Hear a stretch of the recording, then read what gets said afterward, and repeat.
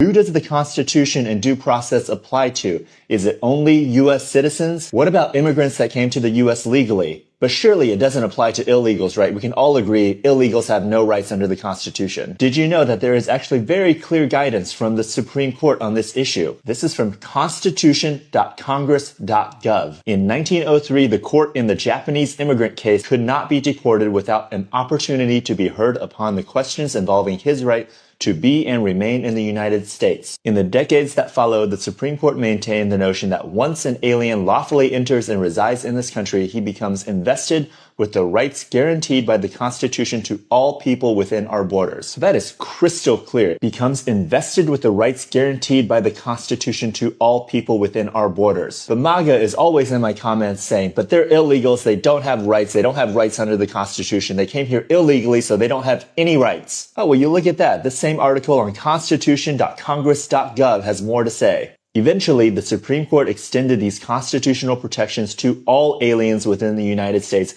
including those who entered unlawfully, declaring that aliens who have once passed through our gates, even illegally, may be expelled only after proceedings conforming to traditional standards of fairness encompassed in due process of law, regardless of their legal status, are recognized as persons guaranteed due process by law by the 5th and 14th Amendments. Even those whose presence in this country is unlawful, involuntary, or transitory is entitled to that constitutional protection. That's why they built Guantanamo Bay, folks, because if they took people to U.S. soil, they would be afforded our same constitutional rights. So no, Karen, you are absolutely wrong, and no wonder Child Protective Services took your kids. Why do all of these vile, hateful people have Christian propaganda on their profiles? This means that even an alien, a gray alien that landed from outer space onto U.S. soil would be granted rights under our Constitution. That is how clear this is. Help me share this post and save that webpage before Doge decides to take it down.